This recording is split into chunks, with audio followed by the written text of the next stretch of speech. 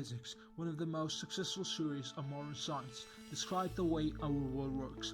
At the most fundamental level, quantum computing has become one of the leading applications of quantum physics. Quantum computers have the potential to solve some of the world's most complex problems that are beyond the reach of even today's most powerful supercomputers. Quantum computers are not going to replace classical computers. Their radically different way of operating enables to perform calculations that classical computing cannot. Let's see how they differ. Classical computer encodes information in bits, and each bit can represent a 0 or a 1. These zeros and ones act as on-off switches that ultimately translate into compute functions. To perform a simple calculation like solving a maze, a classical computer would test each possible route one at a time to find the correct one. Just as classical computers have bits, quantum computers have qubits. Qubits, however, make use of these two key principles of quantum physics: superpositions and entanglement.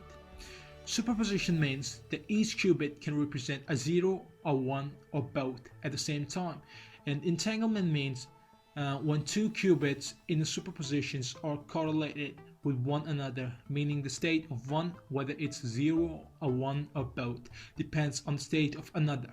Using these two principles, qubits can act as much more sophisticated versions of switches, helping quantum computers solve difficult problems that are virtually impossible using classical computers.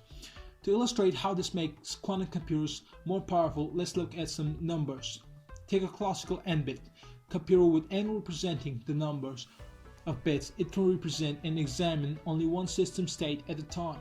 An n-qubit computer, however, would have the power to represent 2 to the power of n system states and perform parallel operations on all those states at once. This means that every time you add just one more qubit to a quantum computer, the number of states that can represent in doubles. So a 50-qubit quantum machine could examine 2 to the power of 50 states at once. This exponential increase in power together with the entanglement of qubits is what allows quantum computers to solve certain problems so much more efficiently. While a classical computer solves a problem like the maze by testing each possibility route one at a time, a quantum computer, on the other hand, uses the entangled quantum state to find the correct route quicker with far fewer calculations. Look, think of this way. Technologies that currently run on classical computers can expertly find pattern and insight buried in vast amount of existing data, but quantum computers will deliver solutions where pattern cannot be seen because sufficient data does not exist, or possibilities for discovering an optimal answer are too enormous.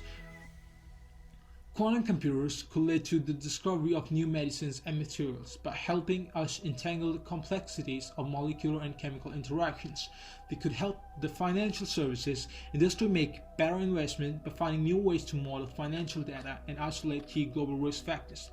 They could even transform supply chain and logistics by finding the optimal routes across global systems, like optimizing fleet operations for deliveries during the holiday seasons. Quantum computers won't replace our everyday computer and smartphones, but its ability to solve complex problems will open up a new universe of information, transforming our view of the world and the way we navigate it. This was the presentation from me. My name is Shahriar, and that's it.